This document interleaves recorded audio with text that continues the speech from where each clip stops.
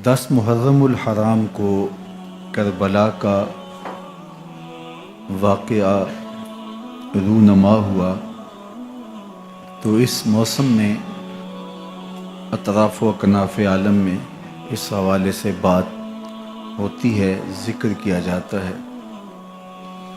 اہل محبت حضرت امام حسین رضی اللہ تعالی عنہ کے حضور خراج عقیدت اور خراج محبت پیش کرتے ہیں۔ یہ حق و باطل کا معرکہ تھا، جھوٹ اور سچ کا مقابلہ تھا، ظلم اور عدل کا ٹکراؤ تھا، خیر اور شر کی لڑائی تھی، دو نظریات کا تصادم تھا۔ ایک طرف امام حسین رضی اللہ تعالی عنہ اور ان کے 72 جانثار تھے، اور دوسری طرف یزید اپنی تمام تر قوت کے ساتھ موجود تھا۔ حضرت امام حسین رضی اللہ تعالی عنہ سے مسلسل آخری وقت تک بیعت کا اسرار رہا، اور آپ آخری سانس تک یزید کی بیعت سے انکار کرتے رہے۔ حضرت امام حسین رضی اللہ تعالیٰ عنہ لڑائی کے لیے نہیں آئے تھے، ورنہ خواتین اور بچے ساتھ لانے کا کوئی مقصد نہیں تھا۔ آلات حرب و ضرب بھی نہیں تھے۔ عرب جو اپنے ساتھ سفر پہ معمول کی تلواریں اور اسلحہ جات رکھتے ہیں وہی تھے، اور آپ کو پیشکش بھی کی گئی۔ ترماح بن عدی بن حاتم نے، یہ حاتم تائی کا پوتا تھا، کہا کہ آپ میرے ساتھ ہمارے علاقے میں چلے جائیں۔ جب مختلف بادشاہوں نے عرب پر قبضہ کیا تو ہمارے قبائلی علاقے اس وقت بھی ان سے محفوظ رہے۔ ہم آزاد قبائل ہیں۔ میں چند دنوں میں آپ کی پشت پر 30,000 کا لشکر کھڑا کر دوں گا جو جانثار ہوگا۔ لیکن حضرت امام حسین رضی اللہ تعالیٰ عنہ نے ترماح بن عدی کی اس پیشکش کو قبول نہیں کیا اور آگے بڑھے۔ دشت نینوا میں، جسے دشت کربلا بھی کہتے ہیں، حر بن یزید ریاحی 500 سواروں کو ساتھ لے کر کے حضرت امام حسین کو محصور کر دیتا ہے، اور پھر یزید کا لشکر وہاں جمع ہونا شروع ہو جاتا ہے۔ 22,000 یا 30,000 کا لشکر امام حسین رضی اللہ تعالی عنہ کے اطراف میں لگا دیا گیا۔ 3 دن تک اس خانوادے کے لیے پانی بند کر دیا گیا۔ پانی کے بغیر تو انسان کی زندگی معطل ہو جاتی ہے، اور 3 دن کی مسلسل پیاس، اور پیاس میں بلکتے 6 ماہ کے بچے، خواتین اور بوڑھے۔ لیکن عزیمت کی راہوں کے یہ مسافر کسی صورت بھی یزید سے بیعت کرنے پہ آمادہ نہ ہوئے۔ یہ ایک ہیلا تھا کہ پانی بند کریں گے، بچے بلکیں گے، خواتین بے چین ہو جائیں گی تو یہ مجبور کر دیے جائیں گے۔ لیکن کہا تم جو کرنا ہے کرو۔ یہ بات طے شدہ ہے کہ ہم یزید سے بیعت نہیں کریں۔ پھر 3 ماہ پانی بند کرنے کے بعد حضرت امام حسین رضی اللہ تعالیٰ عنہ اور ان کے خاندان کو جس طرح ذبح کیا گیا، یہ ایک دردناک کہانی ہے۔ 72 افراد کربلا میں شہید کر دیے گئے۔ اہل حق کا یہ قافلہ بھوک اور پیاس سے نڈھال تھا، لیکن عزیمت کی راہوں کا یہ مسافر سرنگوں نہیں ہوا اور یزید کے ہاتھ پہ بیعت نہیں کی۔ امام حسین رضی اللہ تعالی عنہ، آپ کے بیٹے، بھائی، بھتیجے، بھانجے، اعیان و انصار، محبین شہید کر دیے گئے۔ 70 لوگ آپ سے پہلے شہید کیے گئے، پھر امام حسین رضی اللہ تعالی عنہ شہید کر دیے گئے۔ سوید نامی ایک زخمی وہ چھری لے کر کے حملہ آور ہوئے اور وہ بھی شہید کر دیے گئے. یہ کربلا کے آخری شہید تھے جو حضرت امام حسین کے بعد شہید ہوئے. لیکن ان کی خون آشام تلواروں کی ابھی پیاس نہیں بجھی اور ان کی آتش غیظ و غضب ابھی ٹھنڈی نہیں ہوئی. شمز الجوشن حضرت علی اوسط جنہیں امام زین العابدین کے نام سے دنیا جانتی ہے، 14 سال کی عمر میں تھے، بیمار تھے. خیمے میں گھس کے ان کو بھی شہید کرنے لگا تو حمید بن مسلم نے کہا کہ کیا بچوں کو بھی شہید کیا جائے گا؟ تو وہ رک گیا. عمر بن سعد کے حکم نامے سے مقدس لاشوں پر گھوڑے دوڑائے گئے حتیٰ کہ ان کی ہڈیاں چور چور ہو گئیں اور شہیدوں کے سر نیزوں پہ چڑھا دیے گئے. حسین ابن علی اور ان کے آیان و انصار کاٹ دیے گئے. فتح کے نقارے بجے، جشن منائے گئے اور یہ قافلہ کربلا سے کوفے کی جانب روانہ ہوا. شہیدوں کے سر نیزوں پہ آگے آگے چل رہے ہیں اور اونٹوں کے اوپر حضور کی بیٹیاں، حضور کی شہزادیاں اور حضرت امام زین العابدین کو باندھا گیا ہے اور یہ تقدس مآب قافلہ کوفے پہنچتا ہے. ابن زیاد بہت خوش تھا کہ جیسے اس نے کوئی بہت بڑا کام کر لیا ہو. نواسہ رسول کا سر ایک تشت میں رکھا اس کے سامنے تھا اور وہ چھڑی سے آپ کے ہونٹوں اور آپ کے دانتوں پر ضرب لگاتا. حضرت زید بن ارقم رضی اللہ تعالی عنہ صحابی رسول اس مجلس میں موجود تھے. وہ کھڑے ہو گئے. غصے سے ان کا بدن کانپ رہا تھا اور آپ نے کہا، ظالم، چھڑی کو یہاں سے ہٹا لے. میں نے خود ان آنکھوں سے رسول اللہ کو یہ ہونٹ چومتے ہوئے دیکھا ہے. ابن زیاد غصے میں بپھرا ہوا بولا، اگر تو بوڑھا نہ ہوتا تو میں تیری گردن اڑا دیتا. حضرت زید بن ارقم روتے ہوئے دربار سے باہر نکلے اور ساتھ اہل کوفہ کو مخاطب کر کے کہا کہ اہل کوفہ، تم نے حسین ابن علی کو شہید کر دیا اور ابن مرجانہ کے غلام بن گئے. حضرت زینب سلام اللہ علیہا ایک کونے میں بیٹھی تھی، پرانے کپڑوں میں ملبوس. ایک وہ وقت بھی تھا کہ سیدہ زینب سلام اللہ علیہا جب کوفے میں آئیں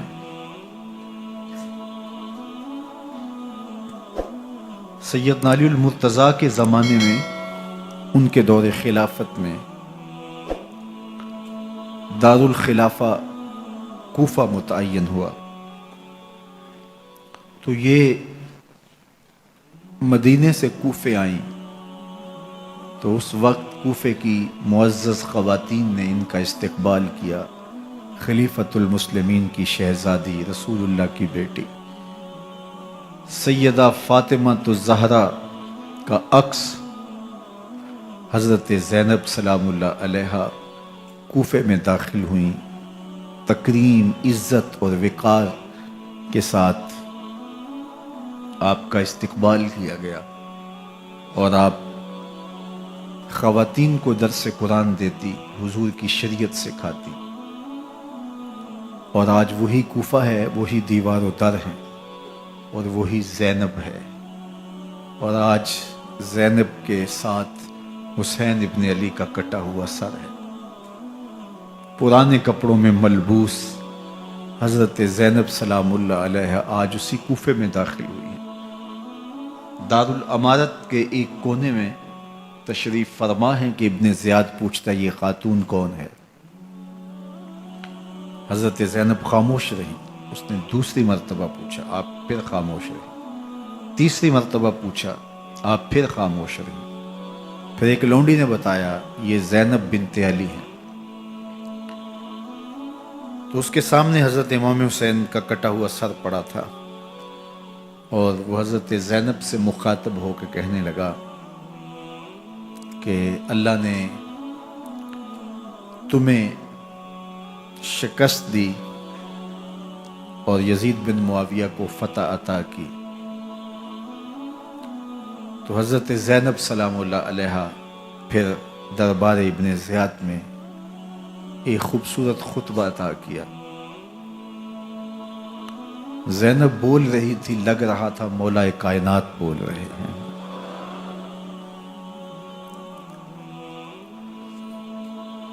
یہ خطبہ بامر مجبوری تھا، ابن زیاد کی خرافات کا جواب تھا۔ تو ابن زیاد سے اس کا جواب تو نہ بن پڑا، لیکن کہنے لگا کہ بڑی مکفّہ اور مسجع گفتگو کی، تمہارا باپ علی بھی بہت اچھا شاعر تھا۔ تو سیدہ زینب سلام اللہ علیہ نے فرمایا ہمیں مکفّہ گفتگو سے کیا غرض، یہ تو ایک حقیقت ہے جو ہم نے بیان کی۔ تو حضرت علی اوسط امام زین العابدین بھی پاس تھے، تو دیکھ کر کے کہنے لگا کہ یہ لڑکا کون ہے؟ تو فرمایا میں علی بن حسین ہوں۔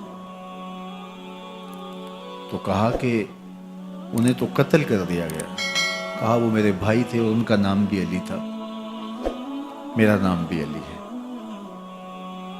تو اس نے کہا کہ اس لڑکے کو لے جاؤ اور قتل کر دو۔ حضرت زینب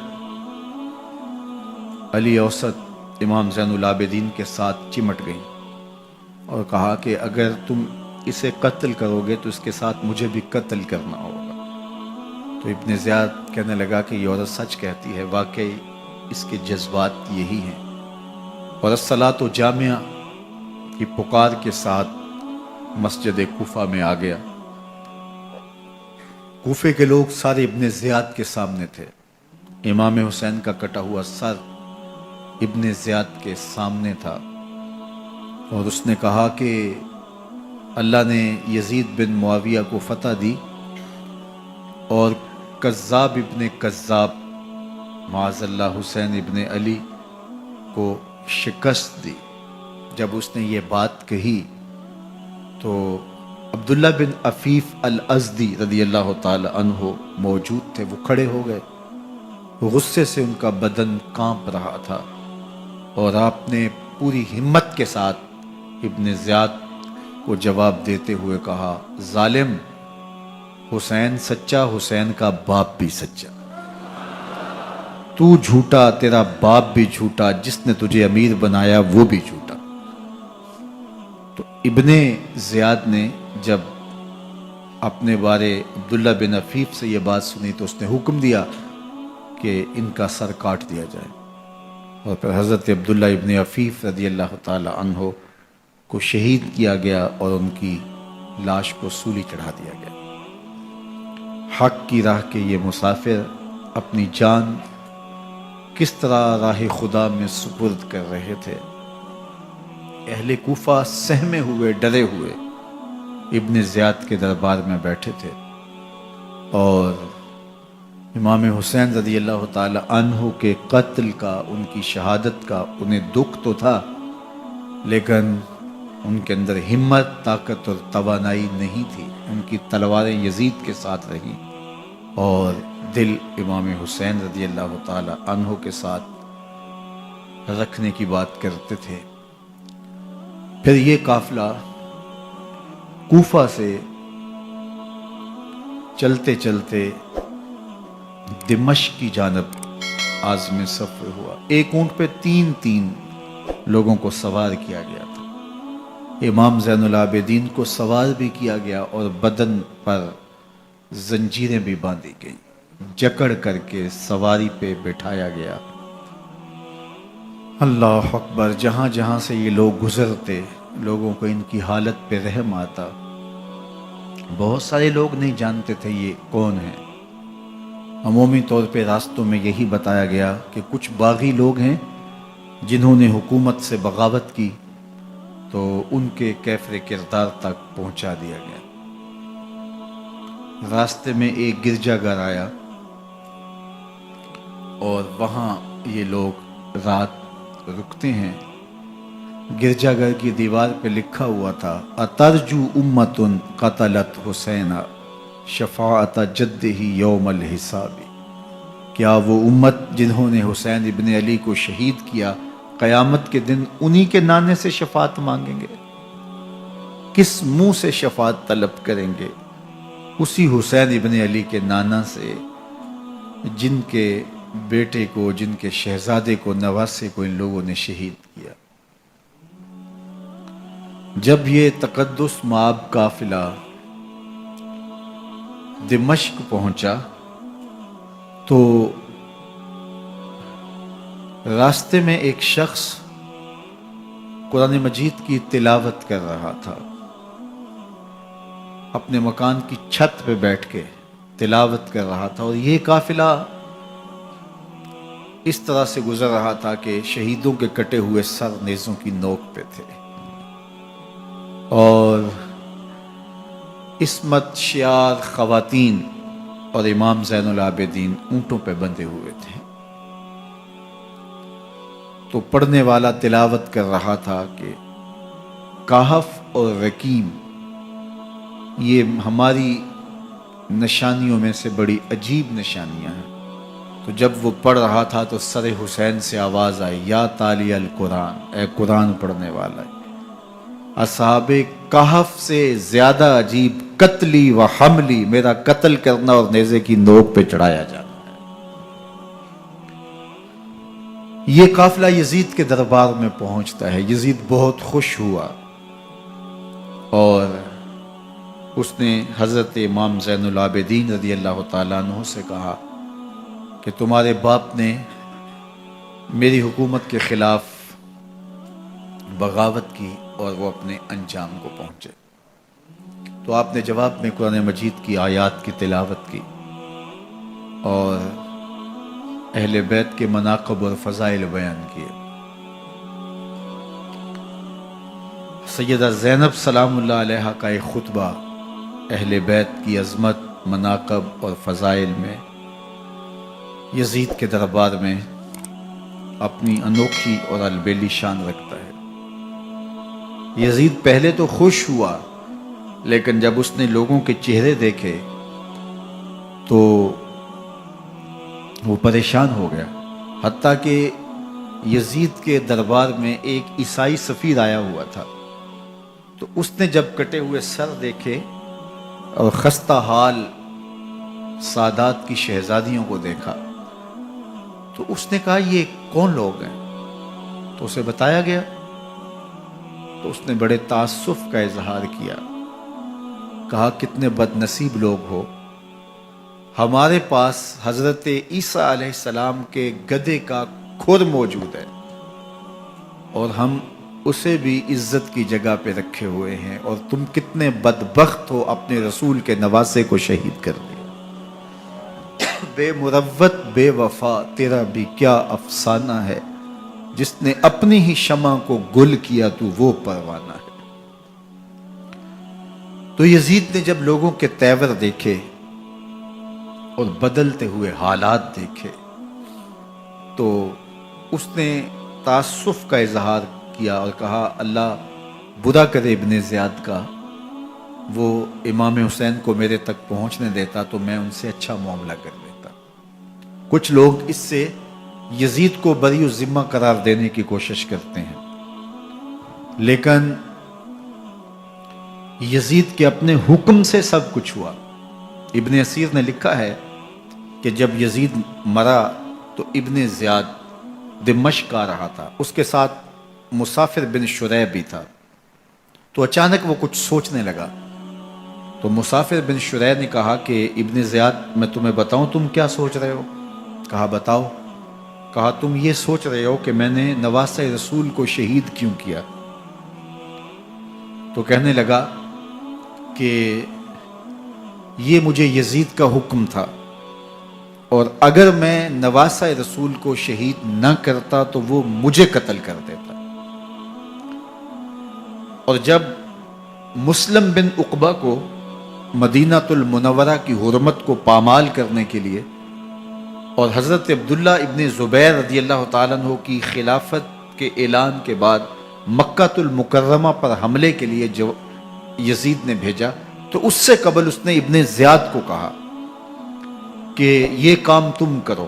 تو ابن زیاد نے جو جواب دیا وہ یہ تھا کہ میں تمہارے کہنے پہ پہلے ہی نواسہ رسول کو شہید کر چکا ہوں، اب نواسہ رسول کو شہید کرنا اور کعبۃ اللہ کی حرمت کو پامال کرنا، یہ دو چیزیں میں جمع نہیں کروں گا، اور اس نے بادشاہ کے حکم کا انکار کر دیا۔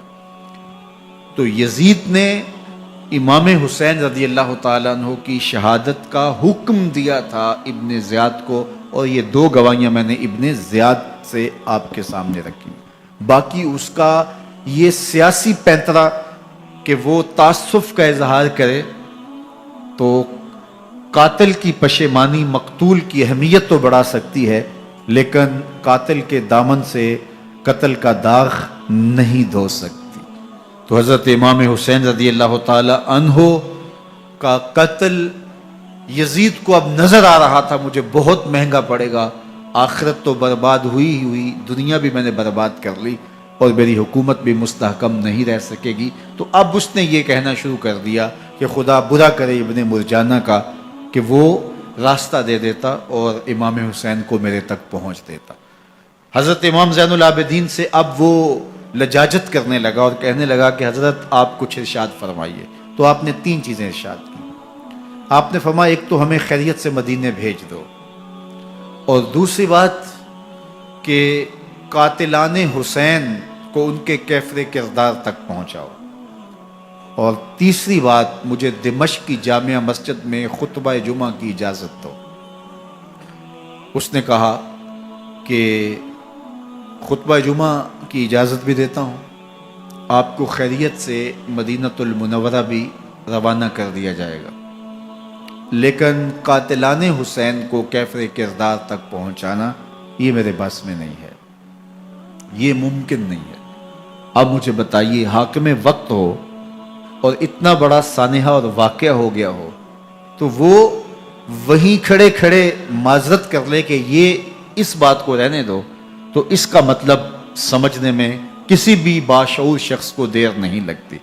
اسے چاہیے تھا کہ وہ کہتا کہ میں اس کی تحقیق کروا کے جو بھی مجرم ہے وہ کیفر کردار تک پہنچے گا، اور آپ نہ بھی کہتے تو یہ میں کرتا چونکہ میں حاکم وقت ہوں۔ لیکن اس نے فوراً کہا کہ یہ ممکن نہیں ہے، تو اس کا مطلب کیا کہ مجرم میں خود ہوں، تو میں اس سے جو ہے وہ بچنا چاہتا ہوں۔ تو اس نے حضرت امام زین العابدین کو کہا دو شرطیں تو قبول ہیں، لیکن یہ تیسری شرط قبول نہیں ہے اور یہ ممکن نہیں ہے۔ تو یہ واضح اس بات کا اشارہ ہے کہ یزید کے حکم سے، اس کی منشا سے اور اس کے کہنے سے حضرت امام کو شہید کیا گیا، اور اس نے حضرت امام حسین رضی اللہ تعالی عنہ کے مبارک لبوں پر چھڑیاں بھی ماری اور آپ کے دانتوں پر ضربیں لگائیں چھڑیاں۔ وہ تو ایک صحابی وہاں موجود تھے جو کھڑے ہو گئے، انہوں نے کہا ایفا حاضل قدیب ان ہاتین الشفتین، ان ہونٹوں سے چھڑی ہٹا لے، میں نے ان آنکھوں سے رسول اللہ کو یہ ہونٹ چومتے ہوئے دیکھا ہے۔ جس طرح ابن زیاد کے دربار میں ہوا تو یہاں بھی ہوا۔ اللہ اکبر۔ تو یزید اپنے تئیں خوش تھا، لیکن لوگوں کے احتجاج کی سکت نہیں لا سکتا تھا کہ نواسہ رسول کو شہید کر دیا گیا، تو وہ یوں اپنی بات کو چھپانا چاہتا تھا، اور بات ابن مرجانہ ابن زیاد پہ ڈالنا چاہتا، لیکن ابن زیاد کہتا ہے کہ اگر یزید کے کہنے پہ میں امام حسین کو قتل نہ کرتا تو میں قتل کر دیا جاتا، اور میں غزوہ کعبہ اور قتل امام حسین دونوں کو جمع نہیں کر سکتا، لہٰذا اب میں یزید کا یہ حکم نہیں مانوں گا، اس نے پہلے مجھ سے بہت بڑی زیادتی کروائی ہے۔ یہ تاریخ کی معتبر کتابوں کے اندر موجود ہے۔ اب یزید نے کہا دو باتیں مان لیتا ہوں، آپ کو مدینہ المنورہ بھی رخصت کر دیتے ہیں، اور دوسرا آپ کو مسجد دمشق میں خطبہ کی اجازت بھی دیتے ہیں۔ اللہ اکبر، یہ وقتی تصرف تھا اس کا، ورنہ یہ کون ہے اجازت دینے والا؟ ممبر تو حسین ابن علی کے نانے کا ہے۔ خیر، مسجد دمشق میں گئے، لوگوں کا ہجوم تھا، حضرت امام زین العابدین ممبر پہ جلوہ فراز ہوئے، خطابت تو ان کے گھر کی لونڈی ہے، تو جب آپ نے کھڑے ہو کر کے خطبہ دیا اور فضائل و مناقب اہل بیت بیان کیے، لوگوں کے سینوں کے اندر آتش محبت اہل بیت کی جوش مارنے لگی۔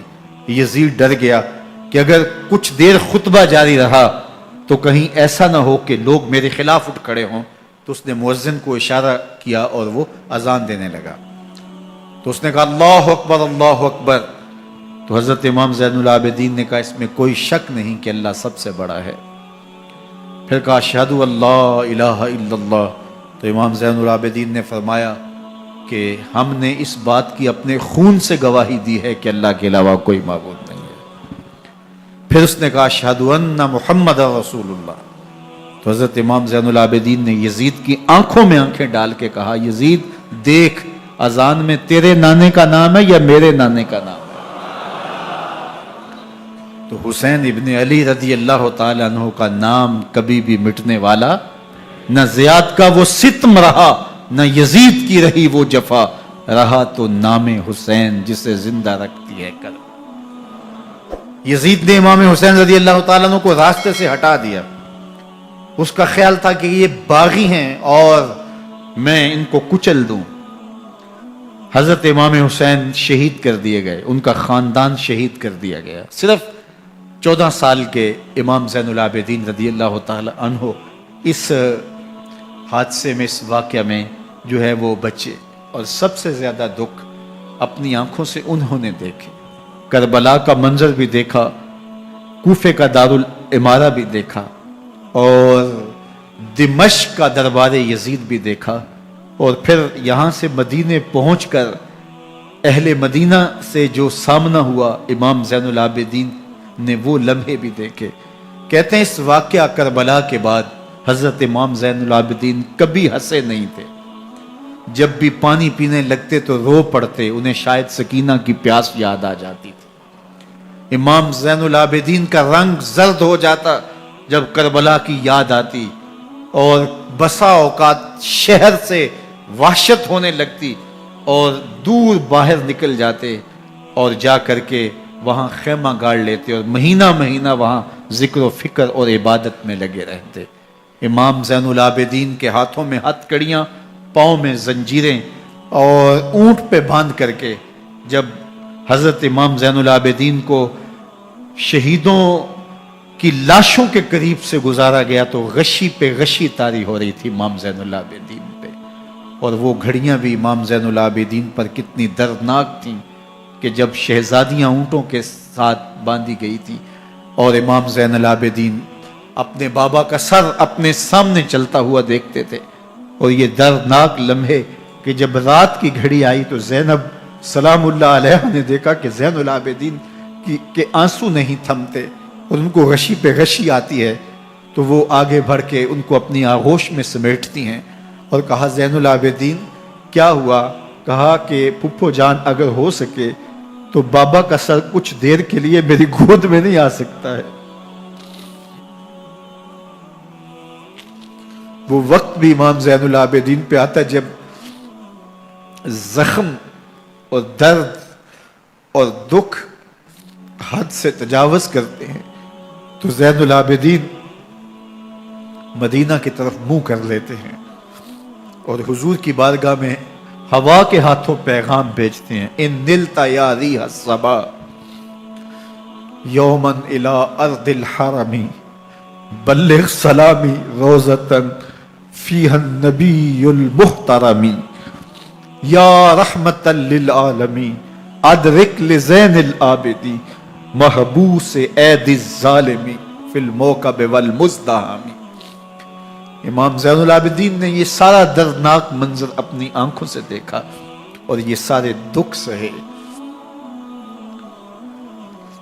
امام زہری کہتے ہیں کہ ولید کے زمانے میں دوبارہ امام زین العابدین کو پکڑ لیا گیا اور ان کے ہاتھوں میں دوبارہ ہتھ کڑیاں اور پاؤں میں بیڑیاں ڈال دی گئیں۔ میں ملنے گیا تو جو ہی امام کے ہاتھوں میں ہتھ کڑیاں دیکھی تو میرا دل ڈولنے لگا اور میری آواز گلے میں دب گئی اور آنسو تھے کہ تھمتے نہیں تھے۔ تو امام زین العابدین نے مجھے دیکھا تو مجھے تسلی دیتے ہوئے کہا زہری کیا ہوا تمہیں؟ تو میں نے کہا حضرت کربلا میں تھوڑے دکھ دیکھے تھے اور اب یہ حالت مجھ سے دیکھی نہیں جا رہی۔ تو امام زین العابدین نے ان زنجیروں کو اور ان ہتھ کڑیوں کو جن سے آپ جکڑے گئے تھے جھٹکا دیا، لوہے کی زنجیریں ٹوٹ گئیں۔ کہا زہری ہم اللہ کی تقدیر پہ راضی ہے ورنہ یہ زنجیریں کیا ہوتی ہیں۔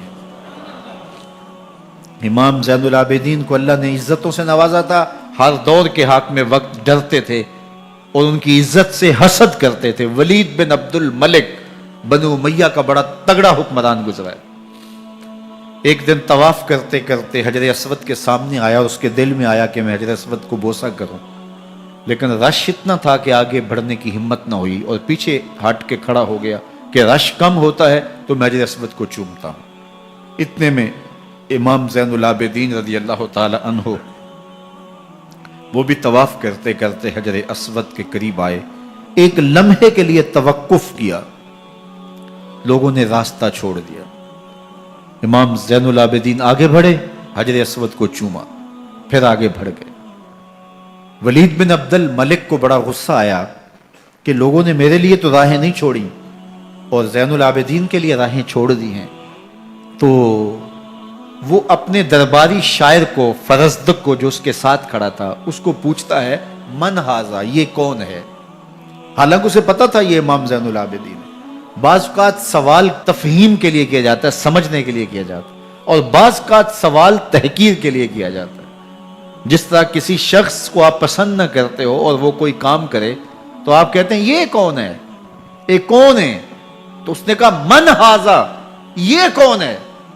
اب فرزدق شاعر تھا اور درباری شاعر تھا، اسے اچھی طرح پتا تھا کہ من ھذا سے بادشاہ کیا سننا چاہتا ہے، لیکن آج اس کی غیرت ایمانی جاگی۔ بادشاہ نے کہا من ھذا، یہ کون ہے؟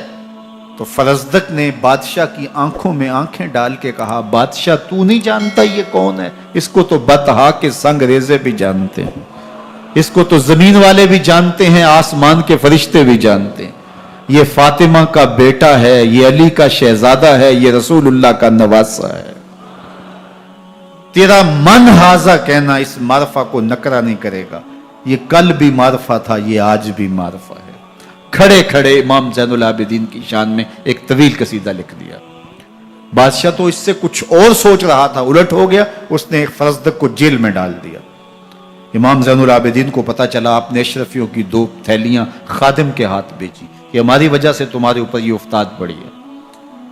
تو اس نے تھیلیاں قبول کی، چوما آنکھوں سے لگائیں اور پھر خادم کے ہاتھ میں دیتے ہوئے کہا امام کو میرا سلام دے دینا اور کہنا حضرت ساری زندگی نے ٹگوں کے لیے، ان پیسوں کے لیے، اشرفیوں کے لیے شاعریاں کی ہیں، یہ جو میں نے قصیدہ لکھا ہے آپ کے نانا کی شفاعت کے لیے لکھا، جو دلوں کو فتح کر لے وہی فاتح زمانہ۔ امام حسین کو تو کاٹ دیا گیا نا، اس لیے کاٹ دیا گیا کہ یہ ہماری حکومت سے بغاوت کر رہے ہیں، انہوں نے یہ کہا، بہانہ یہ بنایا، نظم حکومت میں یہ مخل ہو رہے ہیں، لہٰذا انہیں شہید کر دیا گیا۔ نہ صرف انہیں شہید کیا گیا، سر کاٹے گئے، نیزوں کی نوک پہ چڑھائے گئے، لاشوں پہ گھوڑے دوڑائے گئے۔ کیا کیا ظلم تھا، کیا کیا جبر تھا جو روا نہیں رکھا گیا، پیاسا رکھا گیا، بھوکا رکھا گیا، 6 ماہ کے بچے بھی نہیں چھوڑے گئے۔ امام حسین جب حضرت علی اصغر کو اپنے ہاتھوں پہ اٹھا کے فرات کے کنارے جا کھڑے ہوئے تو آپ نے اشقیاء سے مخاطب ہو کے کہا کہ تمہاری لڑائی تو مجھ سے ہے، اس 6 ماہ کے بچے نے تمہارا کچھ نہیں بگاڑا۔ چلو سے پانی بھرا تاکہ اصغر کا حلق تر ہو جائے، تو پانی ابھی حلق تک نہیں پہنچا، 2 شاخہ سنسناتا ہوا تیر آیا اور علی اصغر کا گلا چیر گیا۔ اور کہتے ہیں وہ جو تیر تھا جو حضرت علی اصغر کا گلا چیر کے آگے گزرتا ہے، وہ تیر تھا جو جانوروں کو مارنے کے لیے استعمال کیا جاتا ہے۔ گردن لٹک جاتی ہے، خون بہنے لگتا ہے، امام حسین اس خون کو آسمان کی طرف اچھال کے کہتے ہیں مالک حسین کی یہ قربانی بھی قبول فرما لے۔ نسل مٹا دی گئی، شہید کر دیے گئے، گھوڑے دوڑائے گئے، سادات کرام عصمت شعار پیغمبر زادیوں کو اونٹوں پہ بٹھایا گیا، رسیوں سے جکڑا گیا، چادریں چھیننے کی کوشش کی گئی، کیا کچھ نہیں ہوا۔ تاریخ دردناک ہے، اور یہ پیغمبر کے ماننے والوں نے، کلمہ پڑھنے والوں نے یہ سب کچھ کیا۔ بے مروت بے وفا تیرا بھی کیا افسانہ ہے، جس نے اپنی ہی شمع کو گل کیا تو وہ پروانہ ہے۔ لیکن یزید کی دلیل یہ تھی کہ یہ حکومت کا نظم چلتا ہے، اسے چلنے دیا جانا چاہیے، انہوں نے کیوں رکاوٹ ڈالی ہے، لہٰذا یہ باغی ہیں، ان کو کاٹ دیا جائے۔ میں کہتا ہوں امام حسین کو شہید کر دیا گیا، ان کے اعیان و انصار کو شہید کر دیا گیا، پورے خاندان کو پیاسا رکھ کے ذبح کر دیا گیا، 6 ماہ کے بچے بھی نہیں چھوڑے گئے، 80 سال کے بوڑھوں کو بھی شہید کیا گیا، خواتین کو اونٹوں پہ بٹھایا گیا، اور گلی گلی عصمت معاب پیغمبر رحمت کی شہزادیوں کو کوفے اور دمشق کے بازاروں کے اندر بھرایا گیا۔ تو مجھے بتائیں اس کے بعد یزید کی حکومت نے کیا کیا، ان کا کیا کارنامہ تھا؟ کتنے محدث پیدا ہوئے، کتنے مفکر پیدا ہوئے، کتنے جرنیل پیدا ہوئے، کتنے صوفی پیدا ہوئے؟ کون تھا جو ان کے تخت و تاج اور ان کی حکومت جس کو بچانے کے لیے اتنا بڑا حادثہ کر دیا اور پیغمبر کے بیٹوں کو شہید کر دیا؟ تو کیا پھر اس حکومت نے کیا یزید نے؟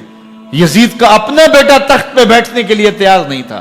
6 ماہ کے بعد اس کی لاش گھر سے نکلی، اس نے کہا کہ یہ تخت جو ہے وہ آل رسول کے خون پہ بنا ہے، میں اس پہ نہیں بیٹھوں گا، اور رسوا ہو گئے۔ اور یزید جس کو زوم تھا کہ میں اتنی بڑی سلطنت کا مالک ہوں، اس کو بچانا ہے، اس سلطنت نے اسلام کے لیے کیا کیا؟ مجھے بتاؤ، کون سے جرنیل پیدا کیے، کون سے حکمران پیدا کیے، اس نے کون سے توانا لوگ پیدا کیے، کون سے محدث، کون سے مفکر، کون سے مسلح پیدا کیے؟